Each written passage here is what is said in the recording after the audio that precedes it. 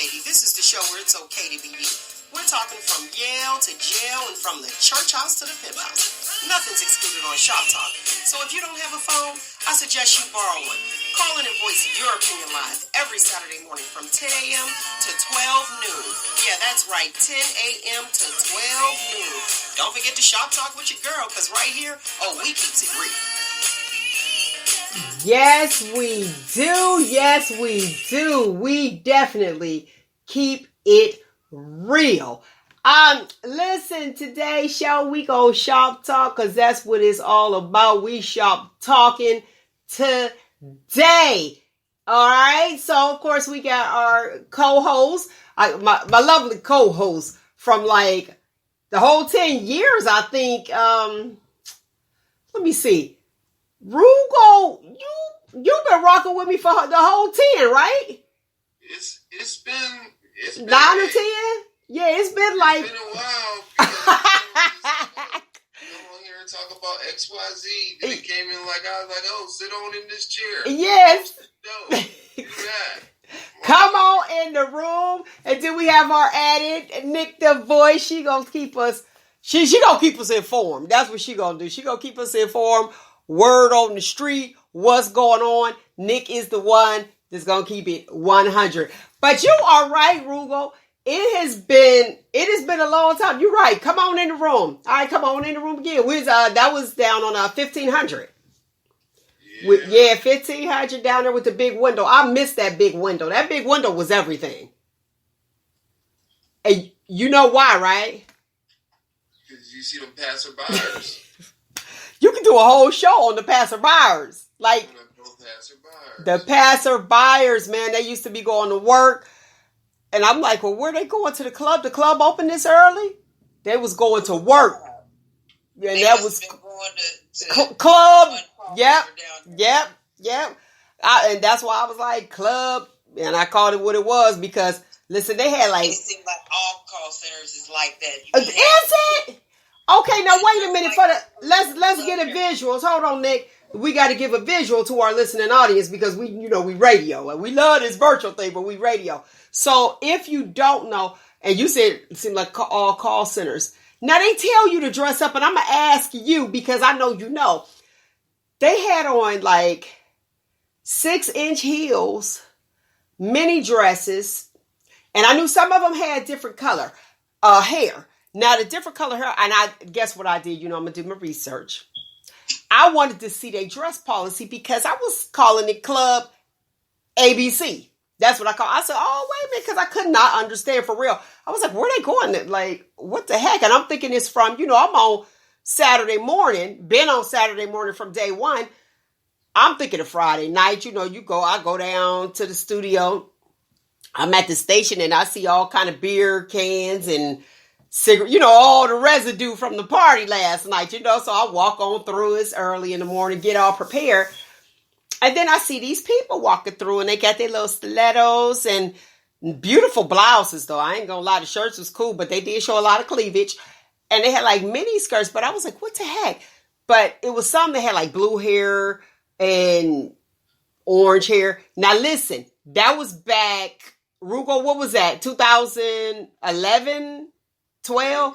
Okay. So that really now is like real popular. So I went and got a copy of their dress policy. And the particular call center was in the same building as the station. So I went up there. I said, can I see your dress policy? And the lady looked at me. She was like, you want our dress policy? She was like, do you work here? I said, no, I'm just curious. So one guy was behind her. He started laughing. He's like, I know who she is. You can have it. So I read it. And what was different, they said professional. It's professional dress. They all say professional or business attire. But these have... Wait, Nick. So I'm reading it. What caught my eye was they put in their dress policy, natural color hair. That's how they did it. Yes, it's in there. Natural color hair. So I said, I wonder what that means. Natural color hair, like no blue hair, no purple hair, no no extra color hair. That's what it was. So I read it on, I read it on the air, and I was like, And I was wondering, maybe they don't know what professional attire is. Now, you said you worked in call centers, right? Yes. Now, you said that it seems like that's that way in all call centers. Elaborate.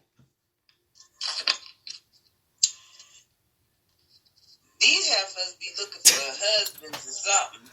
They are, because they really, it's like, that's professional, that's business. No, you look like a stank heifer that need to be on a pole swinging somewhere.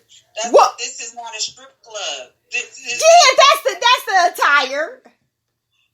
It's like, but that's every call center I've ever worked at. You've had some that come in here looking like that. You be like, child, ain't nobody gonna see your ugly behind but us. Why you? Come on now, for real. Ain't no strip pole in the middle of the floor or nothing. The customers can't see you. You on the phone talking to somebody, and then half of y'all is ghetto as I don't know what when you're talking. Now, is there a script to be read? Some places they do have a script, some places don't. I like the ones that have a script until they want you to sell something. Yeah, because it's easy, because then you don't be stumbling and fumbling and everything. Because I have a habit of doing that. But I like the scripts versus not having a script, some call centers, but it depends on what they're selling or what they're doing or whatever. But yeah, it's like you see a little bit of everything. Then you see the grungy ones come in there, and you be sitting there like, how did you even get a job looking like that? Now, the this one call center, because you already know, I'm a foodie. I'm picky, but I'm a foodie. So I'm sitting down, and I guess it was lunchtime.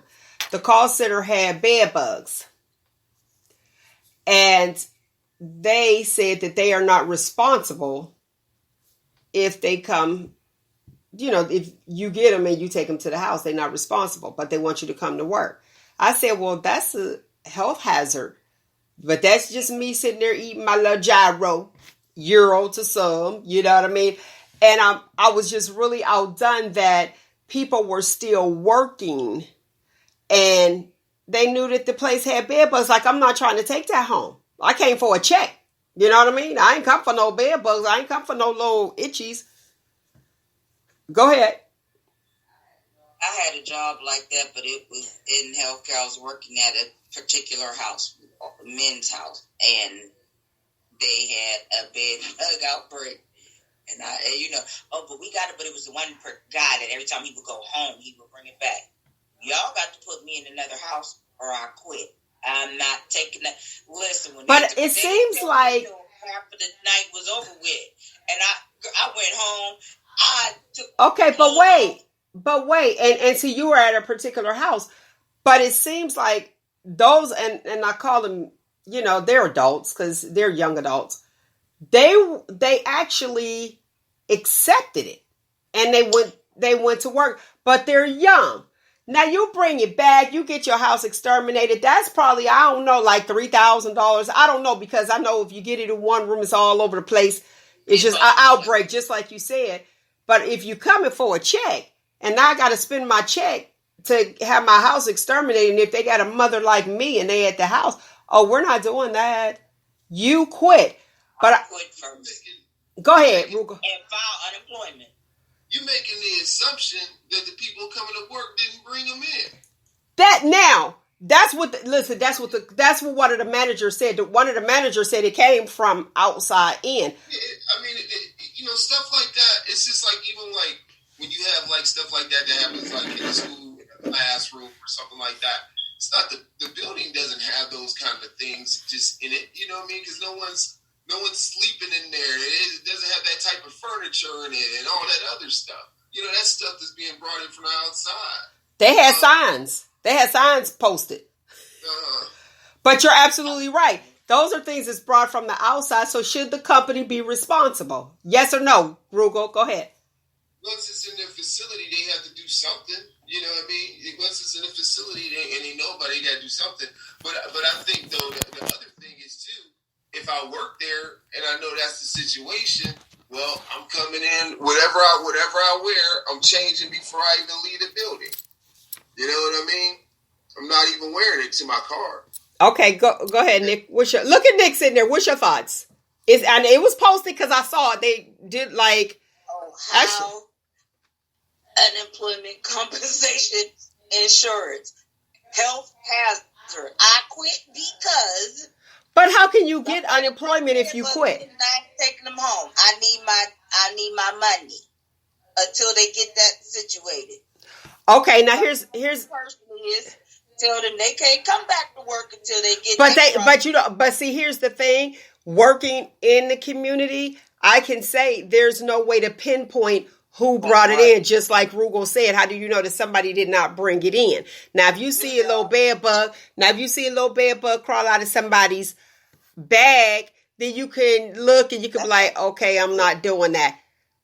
Well, the first thing you do, if you have a business, you eliminate that stuff. You be like, okay, nobody bring bags to work, right? Right. Like, what do you need a bag for? All you need to bring is your ID and maybe some loose change or whatever you got to bring. You ain't got to bring in a big ass suitcase, purse, or none of that stuff. You know what I mean? I mean, for real. Looking at people. I feel attacked. I'm just saying. I mean, like, why you got to bring that? I mean, for real. Like, okay, like I used to supervise people who did home visits, and sometimes the homes they went into, they weren't the best, right? And so we were like, okay, what do you need to do? So we were like, well, one precaution is that here go these stools that you can sit on. Don't, if you had to interact with somebody on a rug or whatever, don't sit on that rug. Sit in this stool. If you got it, what I mean. So like, there was BYOC. Huh? BYOC, bring your own chair. Well, yeah. They got the poor boy. I'm like, you need a seat. I got it. I mean, you ain't gotta. I mean, okay. I'm gonna try to see if I can show you something. Okay. If the audience will be able to see it. See this? See that? Okay, so carry that with you. Okay. So the job will provide a stool. Yes, we can see it. You're about to make us dizzy. Don't do that because somebody might be watching. And listen, well, the listeners will be fine watching who has a seizure disorder, and that'll start it. That'll trigger it. I start like my Jedi Knight. I got you. But I think that's one thing. But the other thing was too, we told people like, hey, you may want to bring a second pair of clothes. You know what I mean? And what we even did too, I told my folks, we had a washer and dryer. I was like, if you want to, go and wash it, go dry it, go whatever, do whatever you want to do to it. Now, you know what, though? You will really have to pay me big because that's just so much work. I don't want to do it, but even though I think the thing is that you know which place may have the particular problem, right? Okay. So it's just one of those safety nets that you take. Like we even said, here's a piece of plastic to put on your car seat if you just want to just get in your car and then go. Okay, I know the work that you used to do and manage. So is it okay to meet someone like in public, like say like a local McDonald's or something like that? You can, but it's always the last option, right?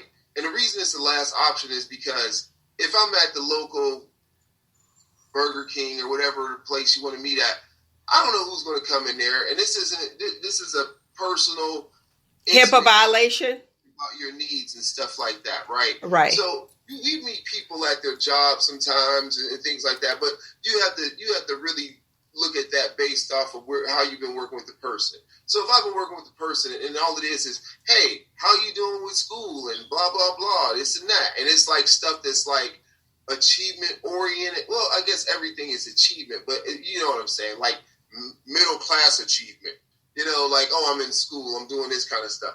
Those kind of things people don't really have a problem with if someone overhears that. But if I'm going there talking about yo bug infestation, you know what I mean, at the little Subway place in the Walmart, with all your coworkers, nobody want to hear that. So you gotta pick and choose who you have those kind of conversations with. But also, the worst thing was the thing that kind of put the thing that would cause us some difficulty with that was based off of like what season it was. So we get some harsh winters and stuff like that. We would sometimes have it in the office and things of that nature. If it was a true problem. Okay, let's role play. You're the boss. Nick works for you, and she pulls up to work. She goes to she pulls up to the client's house and she sees a Confederate flag. Go ahead, Nick. I'm going in there. Buck if you want to. You going? Okay. I'm going in. You going in? Buck if you want to, though. Now so you're going to go. Okay, so if she was the person that decided, I don't feel safe, here's the Confederate flag, I'm a black woman, I call you on the phone, and I'm like, hey, listen, Mr. Roogle, I don't feel comfortable going in. It's a whole family of cotton here with a Confederate flag. Roogle, why you looking like that? Family of cotton. Well, the first thing is like this. You have if you on my team, we got a documented record that that's where you're going before you even go. But you don't know that they got all this stuff hanging out there. I ain't done yet. Okay. All right.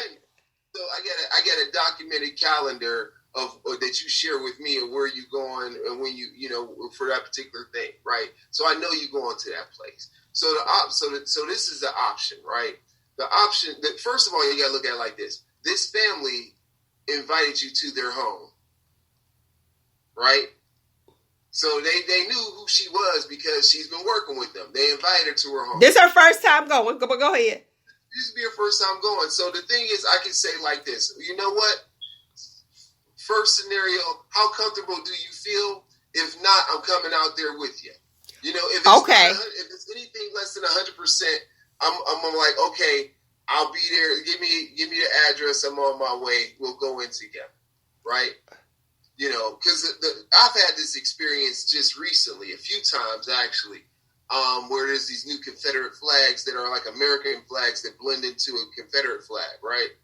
And I went and knocked at the door, and the lady just looked at me crazy, like her jaw hit the ground, and she was looking like, did you not see the flag? You know what I mean? Which was odd because it's like the first thing they say, oh, it ain't about hate, it's about my heritage. My heritage. It's about that. You know what I mean? And you're like, well, if it's not about hate and it's not about that, why are you looking at me crazy? You know what I mean? So that would be the first thing, because I had a conversation with a couple people who actually had flags, and it was kind of weird because I'm like, why you got a flag, but you technically in the state that was never really in the Confederacy? Like, why? Isn't that funny? You know what I'm saying? Like, can you explain to me the lineage that gets you that makes you feel like this is a proper symbol of your whatever? You know what I mean? Mm-hmm. And like most times it can't. They ain't talking about my great grandfather was such and such this or whatever. None of that kind of stuff, right? Is this some brainwashing? You know what I mean? I mean, I'm just gonna say it like that. Like you oh, it ain't a symbol of hate, but you can't tell me what it's a symbol of. Either you lying or you don't want to tell me the truth.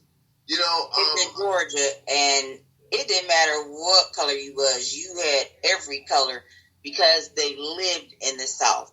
You had black, you had white, you had Chinese, Puerto Rican, whatever. Some of them did have on their cars or whatever, because it's not really a symbol of hate, but it's because the South, like the Mason-Dixon line, you were south of the Mason-Dixon line, that was the Confederate States, and because they born and raised there, that was just now we know what it means, but a lot of them, they just because they lived in the South, that was but yeah, here either way, I'm pulling up, I see that, I'm going in. Like I said, nuck if you buck, nuck if you buck. Put it that way. But here's the thing. My job. Okay. She going in or she ain't going in? She said she's going in, nuck if you buck, so she ready to fight, but she don't understand. Here's the thing, though. When you go into someone's house, you don't know what they have. I'm not doing it. I'm not doing it if I don't feel comfortable. Kind of like what you said, Roogle. You go there and you knocked on the door. The lady looked like you ain't see that Confederate flag, and it's supposed to not mean hate, but it's like we don't like you. To me, I said it before and I'll say it again. With the president that we currently have, I'm okay with it. I'm okay with him, and he needed to be there so that they could take their hoods off. And that's just my thoughts. So now the people that you may have thought, you were side-eyeing, you don't have to, because he made it okay. He made them comfortable enough to say, guess what? I am a racist, and I'm telling you that I am a racist, and this is it. So if I know that there's danger, I'm not going that way. You know what I mean? The funny thing about that now is there are people that we grew up with, were cool with. I know back at home anyway, grew up with, cool with, the whole nine, that now we're actually really seeing their true colors these last 4 years. Yep, Right. They hard, and they concealed it. And they concealed it. That's why I said what I said. I'm like, oh, this is good. And then people that, back, and we've all experienced it, where they be like, there's no racist. You can see who's racist and who's not. And they'll deny and say they're not racist, but there's some black people that are racist as well. Reverse racism. I don't believe that. You don't believe that?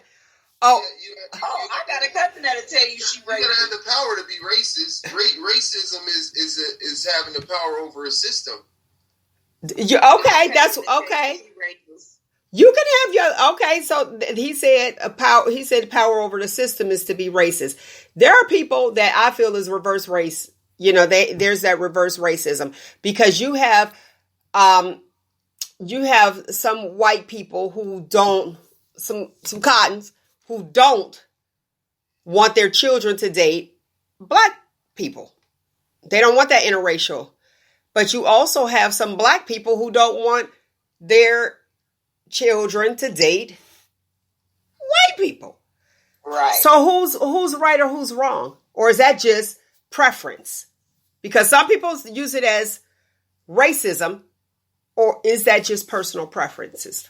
I think that's more or less personal preference, because my grandmother, the neighbor I grew up with, the lady across the street, the sweetest lady, sweet as pie. Her and my grandmother were best friends. And my grandfather was the same way. They were not racist whatsoever, but it was their preference. Okay, all right, stay right there. Okay, Roogle, do you think it's preference or racism? I think it can be both. Explain it. I have a cousin that's married to a woman, and her family totally denounced her. Okay, wait. You got a cousin that married a woman? I got a cousin. He married a white woman. Okay. And her family disown her. Period. Okay. Period. Like, I think they may talk now, but they've been married for 20 years. Okay. And it was purely because it was a black man. And so they just, now that's love. That her whole family denounced her. That's love. But do you find, and I'm glad you said that, that's a good point. But him being a black man and marrying a white woman, our culture seems to embrace everybody versus like other cultures might be like, no, not at all. And that's not just white people, because, different nationalities believe you need to marry your own. But do you find it that our culture is more accepting of everyone? Hello? Yeah. Go ahead, Nick. You think so? Okay. What about you, Roogle? I agree to that. Because we judge people off their character more or less than off of the other things. Now, it's certain things where you might be like, because I often see this where like I've seen black women talk about a successful black man who might end up with a white woman and not be happy with it. You know what I mean? Because of the first thing you do, you get. I remember when I graduated from college, I had an aunt and I had a son, and my aunt, and she had never seen my son. This is a great aunt. She had never seen my son. She And after that graduation, she didn't come to the graduation, but I seen her like soon after. Somebody brought it up, and she said, "So you married to a white woman or something, right?" Because you were successful. I guess. You know what I mean? You know, but the point was like, you know, like the answer was no, but it had nothing to do with any of that kind of stuff. But it was like, you ain't even asked me what I got my degree in. You know, you know what I mean? You See, that's why. You asked me that. You know, that was the question that came from her mind. Instead of what did you graduate in? Oh, I apologize for her. Look, it's personal practice. And she never seen your son, so now that's funny. To my thought at that time, I could pretty much say that she had never seen him. But if she did see him, he was lighter. Right, she would probably. That's why I was thinking, like, she would probably think that. Why she asked you that? But she never seen him. Never seen him. So that's something to be spoken to. Just because somebody is successful, you just assume that they're going to be with somebody white. Now, your boy Kanye, remember that song? She ain't messing with broke gold digger. Now, he wrote that song and he went that way. Somebody help me. And got with a gold digger. And here's the thing. And they said he get where he get, and then he leave your A for a white girl. Mm-hmm. I said, did he forget what he sang? I want to go hit replay. Charlie Wilson. But you know what? Charlie Wilson's story is different. Remember we talked about that? Yeah, we did talk about because ain't no sister, I don't know, it might be one out there, but I don't know a sister that's going to sit there and say, you know, just straight off the top, this is my job, I'm a counselor. Yeah, I'm going to go ahead and date this recovering crack addict while he in his steps. No, we like sis. I know a couple of them that would. So. But no, I don't think that they'll do what she did, because remember she put her job on the line and did it, and she rocked with him, so she saw his future, and she's like, okay, so in our family, now that's in our family where we'll be like, he could be a friend, but you really want to do that? You really gonna sit there and lose your job and invest in him? It's I think, you know, take your chances. Can I get, I need this, you think he'll give me some, let me borrow, But that's once he got, she was rocking with him at the bottom and brought him back. So kudos to her. I don't have a problem with her. I think that people, they can love who they want to love, but I do know that it is a preference. I believe it's a preference with you guys. I don't think it's racism. It's just like, okay, but we love who we love and we can't help it. And it's a sad thing that you have some white people that will denounce their own. Now here's the thing. Wait a minute, Nick. Let me finish my thought. When just like what Roogle was saying, as far as, you know, that young lady, his cousin, marrying the white girl, and her whole family denounced her. That's what happened to me. Roogle, you know, my right down the street. Mm-hmm. My little white great grandma and my black great grandfather. The whole family denounced her. Boom. And there you go. And it's like, interesting. So she had to go for love. But of course, we liked her. Did great people came out, like me. And then, like me. Yeah, see? Like this is it. And like you. We're winners, people. We're winners. Now, I want to ask this other question regarding the workplace. Here's the scenario. You're at work. Your job says you have to come to this meeting in order to get your check. So you go pick up your check and then you have your in-service, right? So they're not giving you your check until after the in-service. And then a lady stands up in front and she says, she's talking about this whole in-service you're into it. She was like, listen, you are all here because nobody else wants you. Yes. This is a place that I was actually employed at. That's what she said. Here's the issue that I had. All those people still sat there. How do you feel about that comment coming from management to you? How does she know nobody else wants you? Okay. That's the job you decided to, because when the job is offered to you, you can either accept it or you can reject it. Everybody had it, and that's what she said. Okay, so let's stay focused on that comment that she said. You are all here because nobody else wants you. Roogle, how does that make you feel? What's your thoughts on that? I was in a situation like that. Were you? Yeah. Okay. Yeah, we're an executive director who happened to be African American, a male. He said that to myself and a group of women, and more or less when we were. This is what he said. The issue was about they came and they were talking about certain. We were talking about certain. I was like new, right? And he was talking about it was about certain like work protocols or something like that, right? And these women had dedicated years to this company. I mean, when I say years, I mean anywhere between like 15, 25 years, some more than that, right? And they were probably going to dedicate another whatever many years to that company.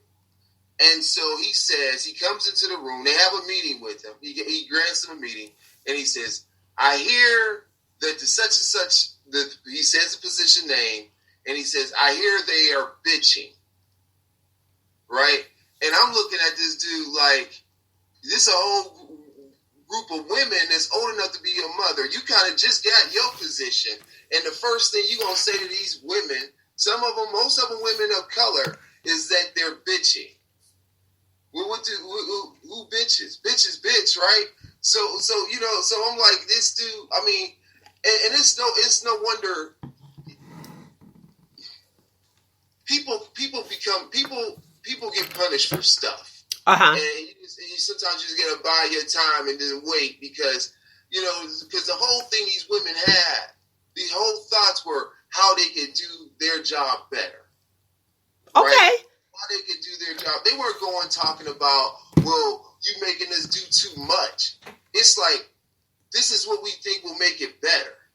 And he already came in there with that mindset and he said that. And he made a comment, because at the time I was the only person that had graduated from school, right, there at that job. Newest person, only male, only graduated from school. So I was about like maybe 21, maybe. Mm-hmm.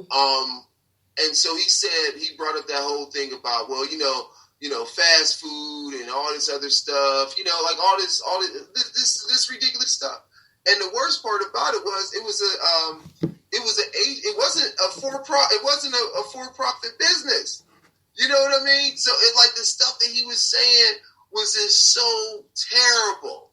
It was so terrible. It was so terrible. And it was just like, it was like these women, and in my head I was just like, well, I know I need to leave this place. You know That's what you said in your head? Okay. Yeah, and unfortunately, it took me a little bit longer to leave than what But the thing was that at the time I was like, hey, I'm taking these classes for my master's. They paying like five of the credits. I'm like making my escape plan. I left a little bit too early. I should have got that degree and then left. But I ended up, the story. But the point was that like all these women were capable of doing something else, but they were dedicated to this organization. Okay. And he did not recognize that. Okay. Their management. And he got punished. Did he? Got punished. Look, Nick, like how long was okay? But it took a while. It took a while. Like it took revenge. As long as he got his punishment, that's what counts. Revenge is a dish best served cold. But it took a while, and he was the cause of this. I like that. What did you say? Revenge is a dish served cold. Served cold. Yeah. I like that. That happened to me. That scenario that I was explaining to you, I was sitting out there and the woman said, you guys, she was like, y'all here because nobody else wants you. I know that was untrue. Now, if anybody knows me, am I impulsive? I can be. I don't need to hear anything else you said. So you know what I did, Roogle? I took my oversized purse. All right. Right as soon as she said, you guys are here because nobody else wants you. I sat there and I leaned down. I grabbed my little purse. You know that little meme with the lady leaving? That is so me. I ain't say a single word. I got my little purse, put it on my arm. I walked out. My one friend was like, Ross, where you going? She said, oh, Lord. That's all she said. I walked right out. I said, that is untrue. And I can show you better than I can tell you. See, a picture is worth 1,000 words. You ain't got to say a single word. I just grabbed my little purse. I walked on out the meeting, went to the front desk. I said, I need my check. This is my last day. And left. I had the opportunity to tell I saw one of the ladies yesterday. And I was like, I used to work there. She's like, I know you look familiar. So we had our communication. And I said, I'll tell you why I left. And when I told her, she said, what? I wish you would have said something. But I didn't. Now, I could have. It wasn't that important for me. But looking at everyone else's faces, I don't want to be the person I looked at. I was like, well, maybe they can't. You know what I mean? And if they feel that way, I'm always about empowerment. And I could have said, excuse me, that's how y'all feel. But, some people need to, they need their check. And you know how I do it, Nick. I don't want to just ruffle no feathers. I need to do what's best for me. And I made a decision that was best for me. I always have a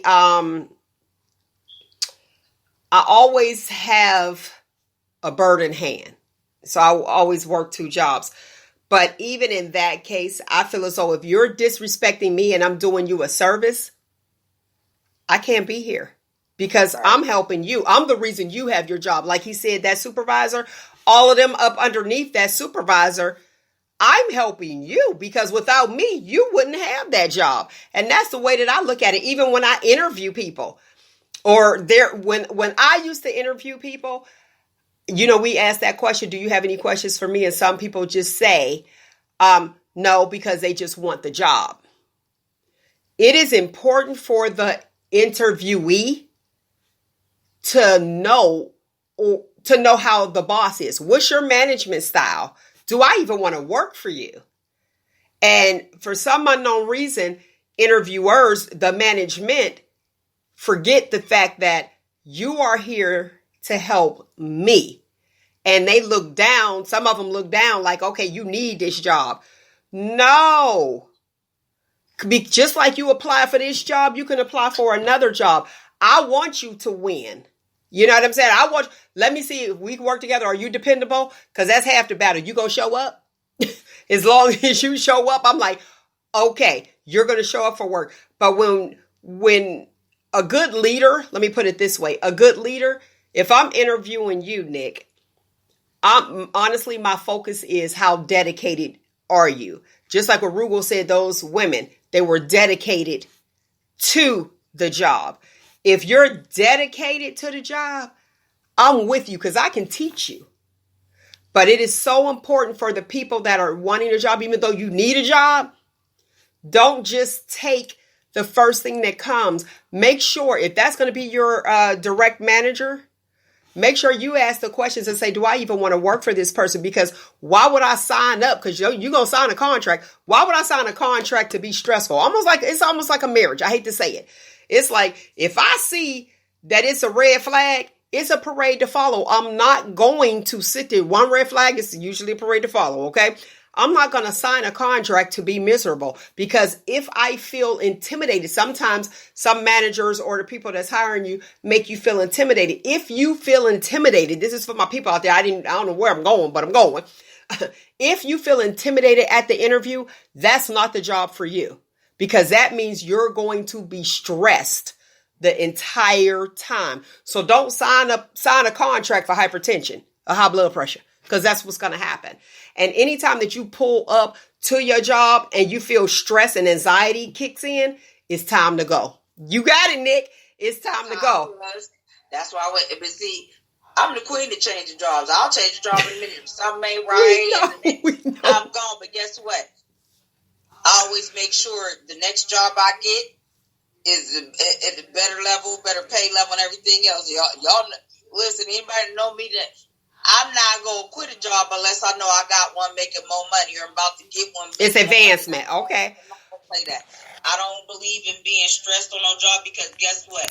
When you have a stroke and you in a hospital or you dead, they're gonna replace you the same day that you were not there. So therefore, you don't need to be stressed going to no job. And if it's gonna be that stressful to you, then you don't need to be there. And I'm like you. I've had a couple interviews where the person interviewing me was real snippy and nasty.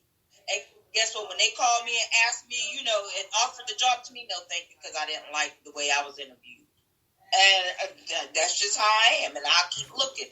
But I guarantee you, the next job I get is always better than the last job I had, money-wise, too. I'm not going backwards.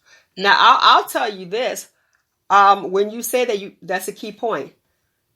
Some jobs, most jobs, as soon as they see that you're not going to make it, they will have your job posted that same day. I worked in a place, I was in management, and they went to post that job. That woman gave 30 years of her life, almost 30 years. I stopped them. I said, please respect her. Don't post. They had that job. They was getting ready to post that job. We got the call that she had, passed away. She had expired. Do not. I mean, I understand it's a business, but that woman put almost 30 years. Can we please at least respect her? Give it a day, not the same day. That, to me, that is so disrespectful that she put her blood, sweat, and tears in your job, was dedicated for almost 30 years, and you're going to post her job the same day? Can we ingest the fact that she passed away and at least respect her enough to give her 24 hours? Because what happens is everybody in the entire corporation sees, why is her job posted? That's not okay. And I'm like, is it that serious that you need to do it right now? The vacancy.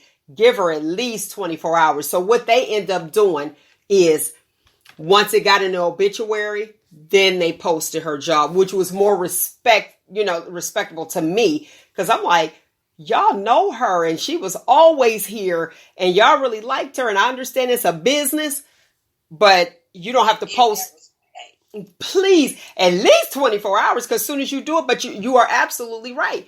Here you go. You go to work sick. You're dedicated. You're trying to do what you need to do. But as soon as you got to go to the hospital, honey, they're going to replace you immediately. Replace you that quick. Family first. Family first. That's my whole thing. Family first. And understand that it's a corporation. It's a business. And the business is there to make money. Some people get offended. I thought that was like rude. I was like, please don't put that up. Let us get it, because everybody don't know. And who wants to find out like that? It's almost like when you find out somebody passed on Facebook, you open up Facebook and then there's a face. You're like, wait a minute, what? Right, and then you have coworkers that are probably very close to her that are going to be grieving, and then when they're doing that, posting their job, that's going to make it worse. Who want to work like that? No. You're absolutely right, because you have anger part as the grieving process. So now they're going to be mad at the company. Mm-hmm. What's your thoughts on that? Right. What's your thoughts on? Okay, what's your thoughts, Roogle, on the that process as far as job posting immediately after you dedicated the time? Part of it is, okay, I've been in companies where, I'm trying to think, I had a coworker who died, right? And I remember when she died, I can't remember how quickly her job got posted, but I do know that it was always a thing where people who worked closely with that person had the ability to go to that funeral. So for me, it wasn't so much the fact that when the job was posted, but what leeway did the company give to you all to go and represent her workplace, at the time of death, and we've done that for people who lost people, the employees who lost their loved one and stuff like that too. I just think like somebody in HR. I mean, like I don't know how big the HR department was. I don't know if it was like somebody's like, well, that's my job. Let me go and do my job. You know what I mean? I got the one job to do, and that's the post job. Yes, and that yeah. So I mean, I don't know. It's like a lot of things that can come into play. I just think it's how the company handles it. For example, one of my principals who worked for the district, he succumbed to COVID, and they sent out an email to folks letting them know, and then they had like an article or whatever that they submitted to the paper about, he was a good guy and all that stuff, which he really was. He was. So I don't know. I think sometimes it's how you handle it, what you do on the back end. Okay. There was a guy, I can't remember exactly where he was from, but watching the news today, who had to go to work, and we're in this COVID world. They didn't have the proper PPE. He was fighting for that, protesting, they wanted to go to work. He was in a factory, and they still had them working face to face, in close proximity to each other. He contracted COVID and died 10 days later. The reason he went to work is because he had to provide for his family. And he had young daughters. So now he can't provide for his family because he died due to, contracting COVID, and his mom is suing the company for them not having the proper PPE for what he was then, fighting for before, and they didn't have the shields. It wasn't ready. Let's just put it that way. And after he died, other people started getting tested, and I think they said it was like 75% of the employees in there had COVID.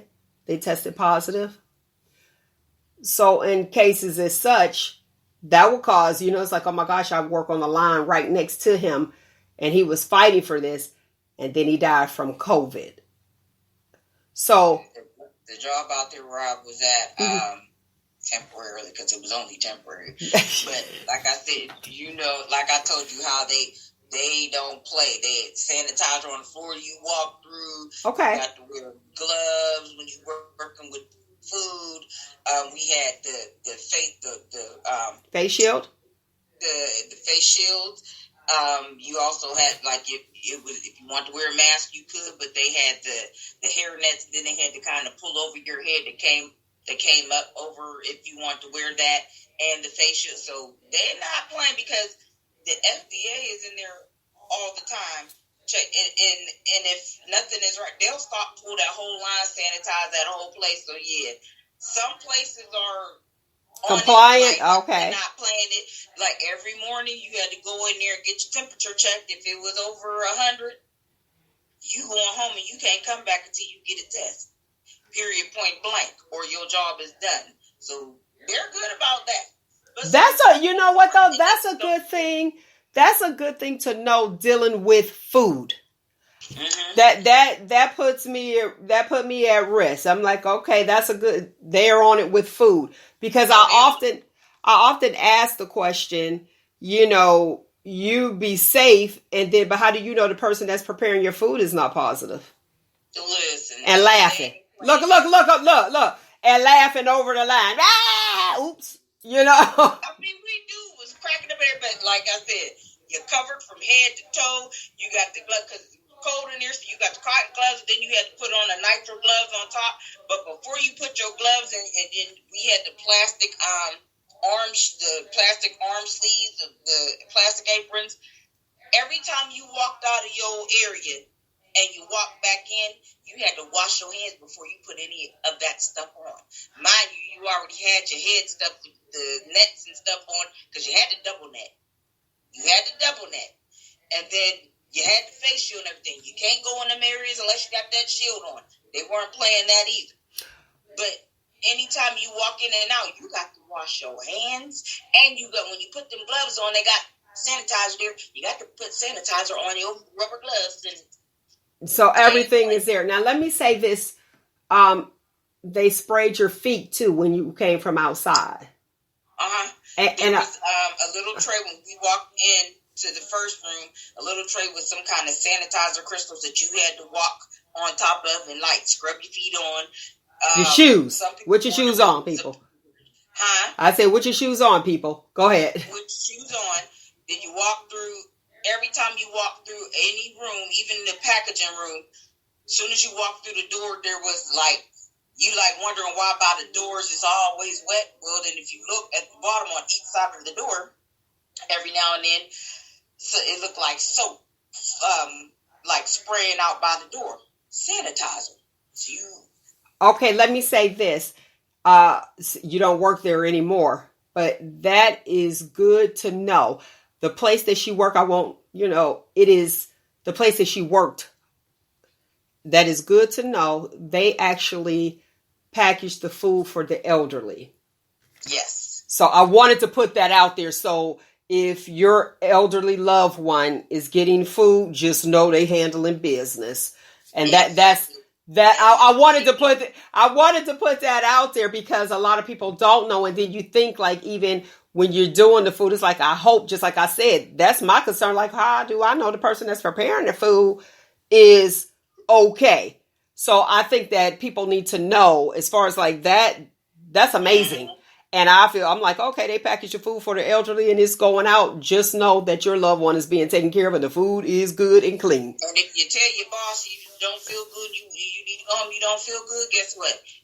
You ain't allowed to come back there for 14 days after your test come back. Okay, I will say like at the nursing homes, your hot spots as far as for COVID-19, they require you to get a COVID test. It's like, it's around the clock. You got to get it. There was a time where we're being overworked as an essential worker. It's people that sit there and say, oh, I got symptoms, just so they could take a break and be off because they're exhausted. And then, so now what they started doing is, if you said that you had the symptom, you got to go get tested instead of just being at home. So now we're going to move on to the next hot topic. And Roogle, I want your opinion on this one. How do you feel about unemployment, not unemployment, but the additional 600 versus essential workers being out there and still struggling, trying to make ends meet? How do you feel about that unemployment stopping? And, you know what I'm talking about. Go ahead. The unemployment stoppage, the stoppage of the $600. The stoppage of the $600. I think what it's doing is awakening America that a minimum wage is not a livable wage. And it's bringing insight to a different problem. They said at one point they had people who were refusing to go back to their jobs because they made more on unemployment, right? Well, let's look at those jobs that laid those people off. They didn't have those people. See what they're paying those people, and a lot of times you'll see that people were severely underpaid. They were underpaid. There were jobs where people were underemployed. If you're making minimum wage in Ohio and it's $8.55 an hour, and then you for your unemployment, if you just got unemployment, you work 40 hours a week or something like that, I think you're bringing home about $189 a week just for Ohio. So you tack on another $600 to that, people make that's almost $800 to make it, a week. So the biggest takeaway for me for that is that the economics of this country doesn't work for people who are underemployed. We talk about tax breaks for the rich and all that kind of stuff for companies, and they get, zero. They like Amazon pays zero taxes in 1 year, and so they say, well, we're gonna pay everybody $15 an hour. But the guy who owns the place, Jeff Bezos, by 2026, and potentially if this COVID thing goes, he will be the world's first trillionaire. You know what I mean? So is $15 really a good wage that he's paying these people? Really, let's think about that. He'll be the world's first trillionaire in about 5 years, and maybe quicker if this kind of stuff persists, right? So when we look at like all these tax breaks that's happening with these companies and that sort of thing, and then you got a state or you got the government that says, well, I think the federal minimum wage, I think, is like $7.25 or something like that. So when you have that particular aspect of our economy where we give these companies cuts, but we say there's going to be a trickle down effect, they're going to pay more. Now we got to make them pay more because you gave them the opportunity to do so. You gave them all the tax breaks, but you haven't pressed upon them to increase the minimum wage for their employers, right? For their employees. So raise the minimum wage. Even if the federal minimum wage was $10 an hour, that beats $8.55, and that's in Ohio. Pennsylvania's minimum wage is less than ours. I think it's like might be like $7.50. Now it's pitiful all the way around because everything in the world is going up. The cost of living is going up. Houses for rent going up. Houses that you're buying, some of them are going up, but the way the economy has been going, I've seen some houses that started at 150 and now they down to 120. But the cost of everything is going up except for what you work for. Your wage isn't going up, which is not fair because you have more people that are poor. You got a lot of people not able to pay their taxes. It's just crazy. I mean, if you're going to make the cost of living go up, then that wage need to be up as well. It's not fair for a lot of people. So in a way, I kind of see why a lot of people refuse it, because I had friends that I make it for unemployment than I do. So I really don't want to go back to work, and I'm thinking about not going back to work. But the thing is, you already know when you're getting unemployment, it's not forever. It's prepared for that. It was not to be forever. Okay, it was not forever at all. Okay, hold on, Nick. It's for a time, and there's some people that were making, what both of you guys are saying, they're making more, and you can take that little bit of time and then do something good with it. Because it's a lot of people that, like he said, that were making more money on unemployment and being safe than actually going out there and working. Now, here's my problem. You had people that were sitting at home being safe, and you had the essential workers who got the bad end of the stick, and they're making less than the person that's sitting at home because they're considered an essential worker. So you go out there, you put your life on the line. And I'm not even used to, even now, where you have people that was like, well, y'all signed up for that. No, I did not sign up to go out and deliberately die. Okay. I signed up to take care of people who were sick. Okay. I didn't go out there and be like, okay, well, this is what we going to do. You go out there, you do what you do. But you have people, the essential workers got the bad end of the stick. Where was it? Some of them had hazardous pay, some didn't. I didn't think that was okay. When you could sit at home, there was a young lady in college. She worked at a restaurant. So her unemployment was $400 a week was her unemployment. So she was banking, college student. And she got the additional $600. So you're looking at, what was that, $4,000 a month? Roughly. College student. I appreciated that she paid off all of her debt. But she was at home doing her schoolwork. That was a blessing because she had time to do her schoolwork and still pay her bills. And she invested. Versus myself, who's going out there and not making $4,000 a month, can't get off work because you have people sick, working the overtime. What do we get? Let's go with your Walmart workers. They're out there, essential workers. They're making, like he said, minimum wage. They don't get the additional $600. And then here's the thing to get me. Not everybody was the same, but the frustration that people are dealing with just being in the house. And you want to dump on me. And you want to yell at me. I really thought that after all of this, that people would be nicer to each other. Once the world had opened up, a lot of the merchants are even ruder than they were before. My thing, and I'm going to say this, I feel as though if you have, let's go with the nail techs, you know what I'm saying. I ain't going to say nothing else. So rude, and they think that you need them. They opened up the nail salons, the hair salons. So hold on. People, please patronize people who give good customer service. The ones that are so rude and as if you need them, I'm like, you would have been closed down if it wasn't for me. Please, I can't express this enough. If people are treating you rude, they don't respect your dollars. Do not, and I'm saying this, don't patronize people who don't respect you. If you don't respect me, guess what? I don't have to respect you. And the way that I'll do it is by not patronizing you. You will not get rich off of me. Like he said, Amazon will be the first trillionaire in 5 years, you said? Jeff Bezos, yeah. Yeah, he's with Amazon. That's the Amazon guy, right? Yes. And I'm like, man, because we're doing this whole virtual thing. Now, let's go with this. What do you think? What do you think about a virtual mall? Since people aren't going out and you can't try on anything anymore. What do you think? I'm surprised nobody did that virtual mall. Would you shop a virtual mall?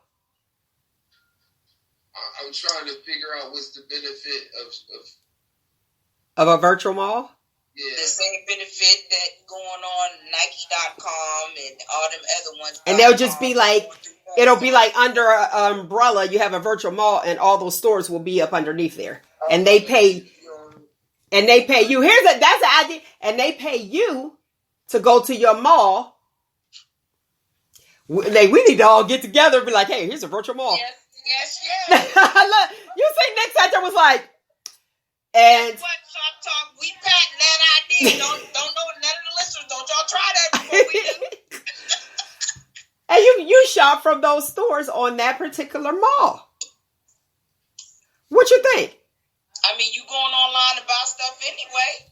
You be like, what store?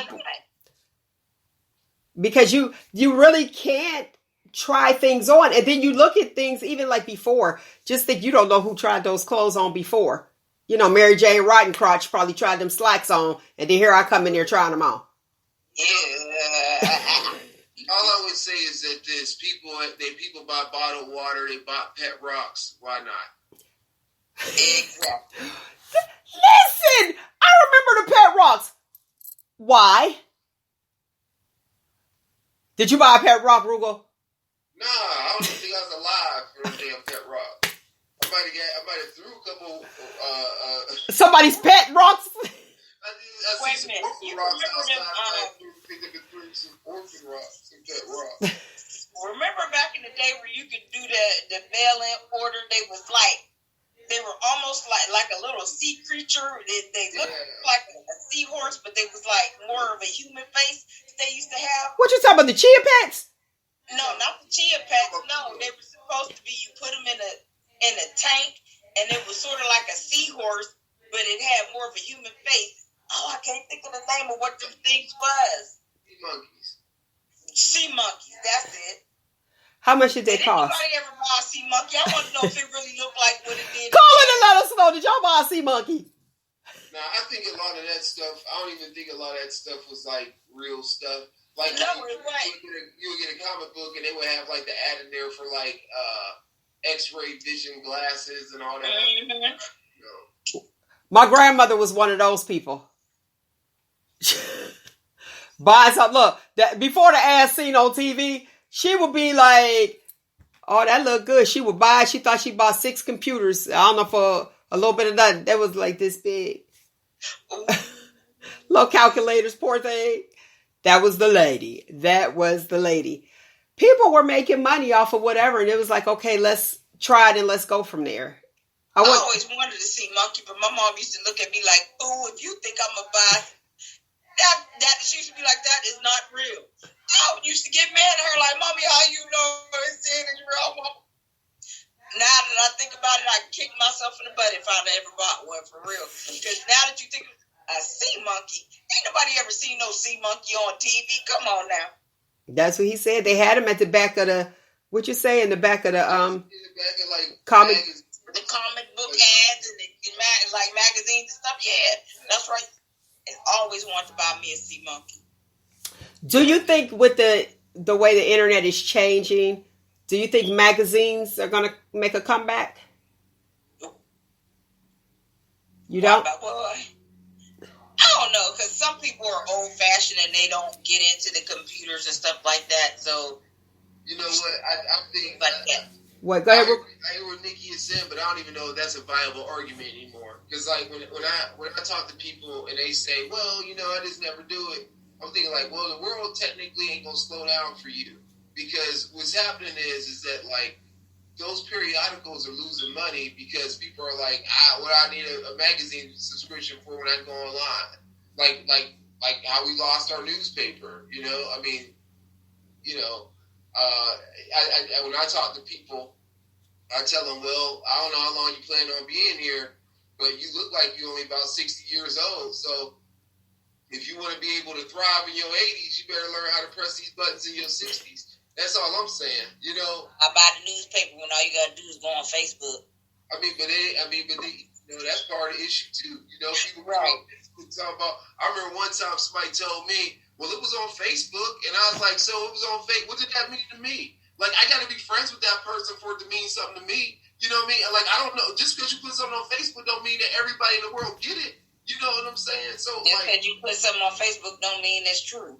yeah, and that's true too. You know what I'm saying? So, you know, when it comes to like now, I'm trying to think like the last time I bought a stamp to make a payment. Was it a long time ago? Maybe I don't know. Maybe a couple years ago. Maybe a year ago. Maybe. But let me tell you, you know what happened? What was that? I think Bank of America with the online, and everybody ended up with zero balance. I don't know if it was them. I think it was them. I'll be able to give you the information shortly. I think it was them. It was a glitch. I had an account with them, and I remember her saying It was a glitch in the system. And it was this week. It was this week. It was a glitch in the system, and they had the issue where the balances were zero. To me, you know, I'm in between, because I got a problem. I'm about to go old school. Yeah, it was Bank of America. Online glitch causes $0 to display in several customers' accounts. So she was probably one that it didn't happen to. But yeah, those glitches in the system, you can't mess with my direct deposit with a glitch in the system, because see, I'm going to need to be paid because people are expecting me to pay them. I can't afford a glitch in the system. Do we need to go back to like splitting it like, back in the day, like our ancestors used to like cut a hole in the mattress, Uncle Pete on Soul Food? Like, what would be your solution to that? Well, look what's going on with the stores right now.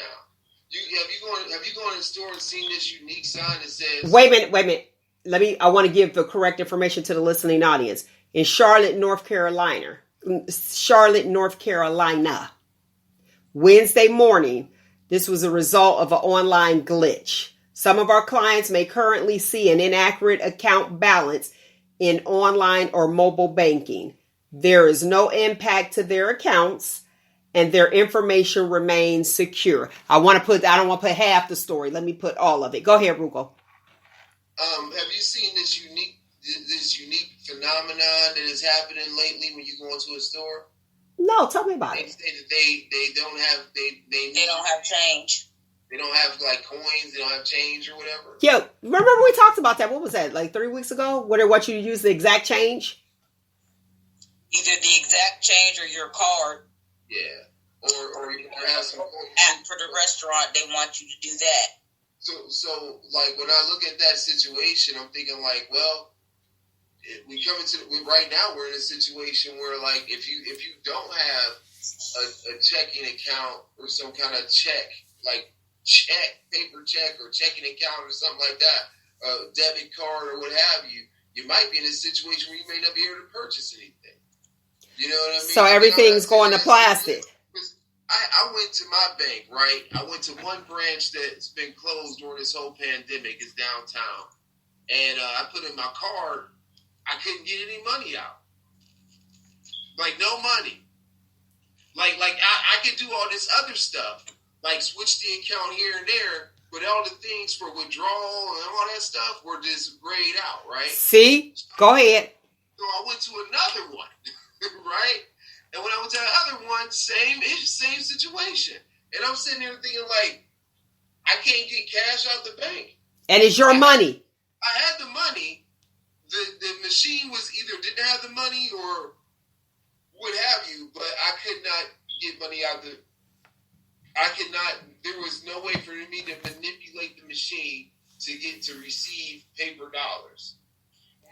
Therefore, then you have to go to a store and hope they had enough money. You use your debit card to get some money, and then some of the stores do a surcharge if you're using your debit card to get money. I don't understand that. Okay, wait.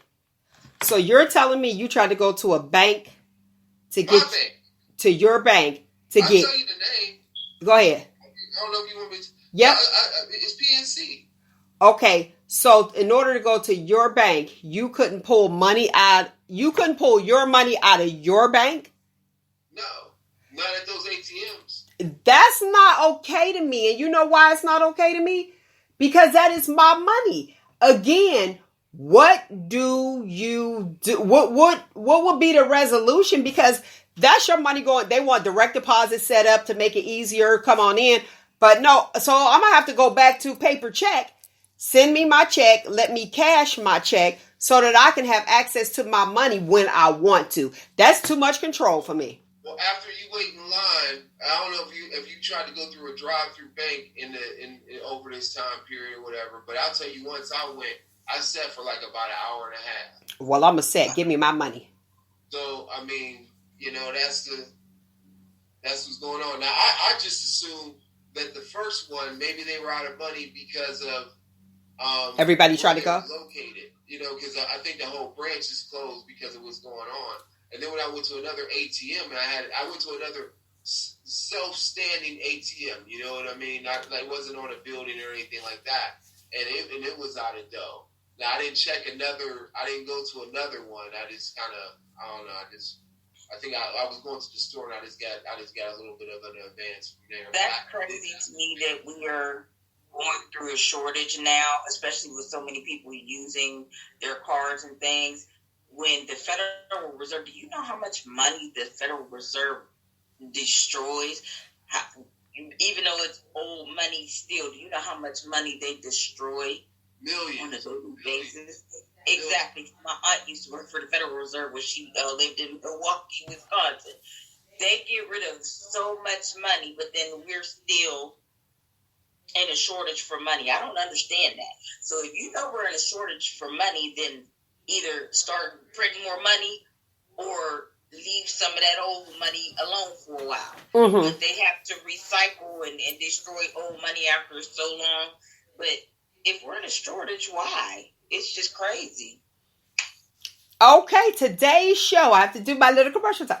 Today's show, Shop Talk with Mel, is brought to you by Bella Crafty Creations.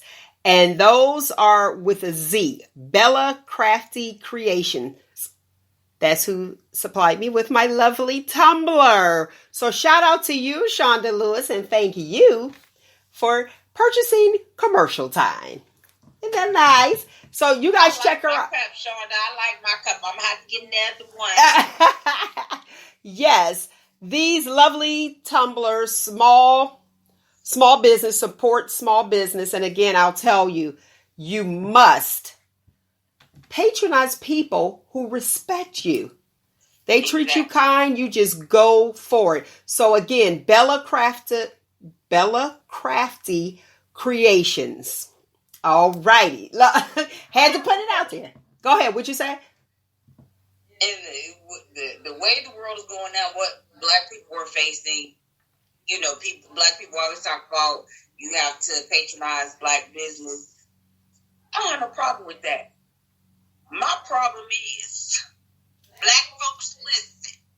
We got a problem when you have somebody trying to patronize your business and you gonna pick and choose your friends over somebody, or somebody gotta continuously text you and you putting them on ignore, or you got an attitude with them, or you talk about, well, if you pay these white businesses X amount of dollars and then tell us our product is, I don't mind paying what you charging. but I want the customer service to go with what I'm paying for. And that's a lot of problem with a lot of these black. I love my black people. Don't get me wrong. I like with you 100% if you doing a business, but some of y'all are not professional. They're not what for the listening audience? Professional. Let me just put it on. Okay, wait. You breaking up, so you got to go a little slower because I know you really mean what you say. So let us hear you clearly. Okay, hear me clearly. Black people do a business that got an attitude. You get them. That's why you sitting there struggling and mad at people. You cannot. If you are going to be in business, you got to be in business. You got to be professional. You got to be polite. Unless the customer, and even if the customer is being rude, you still be polite. You come on now, because you can't expect somebody to buy something from you and pay whatever you ask it for if you going to inbox them or call them when you feel like it. I know sometimes you're busy. Shoot somebody a quick message. I'm busy right now. I got you. As soon as I take care of X, Y, and Z, I'll get back to you. Please don't think I'm ignoring you. You want to get smart. Ghetto. I saw there was an article where, I don't know if, no, it wasn't an article. I think probably a social media site. I saw where I don't know the color of the person or their nationality, but they had a business and it was a small business and they were trying to get business. So they gained business. I guess the business became overwhelming, that the response when they tried to purchase some of their items, business, I don't know you, it wasn't me, but the response was so rude that I would not patronize them. And they actually, I think, they like screenshot the comment, and the comment was like, "Good morning, hello, I'm still a person." They said that they didn't, you saw that? They didn't greet them. They just said, "Hey, can you give me blah, blah, blah, blah." Well, if I come into the store, and we know proper etiquette, when you come into a room, you speak first. So normally, people speak, but even if they don't, they're coming to buy, and they're coming to patronize you. They're coming to buy a product that you offer. Don't take it personal. I don't have to speak if I don't want to. I just want whatever your product is, and here you go. Now, I will say, to piggyback on that, I do have a problem where you selling hoodies, and your hoodie is like $80, and I can go to the mall and get the same hoodie for $30. Nothing personal. I'm not paying your rent for that month. You can't sit there and tell me this is the price today, and then tomorrow the price is something else. She's not doing that. I'm going where I get the best bang for my buck. Right. And it has nothing to do with. They don't realize they want to charge all this extra money, but hold on, wait a minute. Pin that real quick. It's not about, I have to finish my thought. It's not about patronizing your business. If you decide you want to open a fish shop, I'll support you. Yes, I'll support you, but I don't want to eat fish every day. So don't get mad and cuss me out and say, y'all said y'all was going to support me. I did support you one time. I wanted fish that day. I don't have to eat fish every single day to build your, to patronize, to build your brand, to pay your rent for your building every day. I don't want to eat fish and turn into a fish. You know what I'm saying? That day. So you cannot get upset when people don't, people could support you from afar. They could support is not just monetary. Word of mouth. Yep, there you go. Word of mouth saying, hey, you need to do this. Hey, like me, like the page. All you got to do is like the page. I ain't asking for a dime. Mm-hmm. Support that way. But don't get upset that people don't want to pay your house note that month. They got their own house note. Sorry. Right. Now you can go ahead. That's another thing. People get upset because you ain't constantly buying from them. Listen, I'll buy from you once or twice. But if you're giving good customer service, I'm going just like a business, like when you get hired for, and your boss will tell you, our business comes from word of mouth. Like restaurants, if you give good service, this person going to tell, even if they only tell 10 people about your good service, but that 10 people they get the same customer service, they're going to tell 10 more, 10 more, 10 more. But if you give a bad service, honey, this person will go out and personally tell about 1,000 people that your service was bad. Let me and you ain't getting no service and you ain't getting no money. Now, here's the thing to that. People will tell everything that happened horrible to them, and that one, it runs faster. But it run the street real fast, the bad. The good will be like, oh, okay. Here's the thing, though. And, you have where they say, any notoriety is good notoriety. That's what they say. You know what I'm saying? If you know about the person, or I don't know what term they actually use, but once your name is out there, it's like, yeah, I'm being noticed, good or bad. That's a bad thing. But I'm going to tell you, other people like me, there's 2 sides to every story. Actually, it's 3 sides. But you have to, before you make a decision, hear all of it. Because people will tell, just like you said, the bad, you said they'll tell 1,000 people the bad. They'll tell about 10 the good. Here's the thing. When you hear a bad thing, always ask the question, why? Always. And if you know the person, now I got a few friends, Lord Jesus, that ain't nothing is ever right. And this person did this and that, and this person did this and that. And I'll ask, well, what did they do good? They don't want to tell you that part. And then you look, does the good outweigh the bad? That's when you ask, does the good outweigh the bad? Because you went there. Why did you go there? Did they do that? Yeah, they gave me great customer service, great this and that. Well, what happened? Well, I brought my dog in, and I had dog fur in my plate. And I'm going to say that because that is true. I had dog hair in my plate. So, you were the cause of that bad thing to happen. But all you did is say that particular restaurant, they got dog hair in my plate and they didn't comp me. Well, who brought the dog? I did. What was it? Was it your dog? So, how do you feel? They got this new thing now where pets, what are they called? Support pets, can come into restaurants now. How do you feel about that? People are using that as an excuse now. A service dog, I can understand. A support pet, man. Well, service dog. Let's say service dog. Support. Well, they have categorized. They have support pet and service dogs. But service dogs, I understand. Like for blind or something like that. Or like if you have a seizure, that's a service dog. But somebody for your emotional support, man, bye. Okay, what's your thoughts on that, Roogle? Well, I just kind of feel like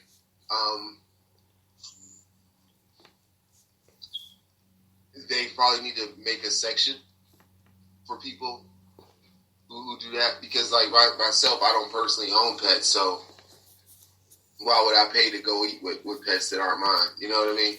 So my thoughts are just like, well, if I'm going in that area and I see that's what it is, I'm like, well, can I get another table? Because that's really not my thing, especially like if you have allergies and things like that and whatever, you know what I'm saying? So I just think like, that's just sort of like that. I think that it becomes my preference as a diner if I want to eat at that establishment. Okay, I'll tell you exactly. That happened to me. I saw a pet, beautiful dog. I don't have dogs. Do I have allergies? I do.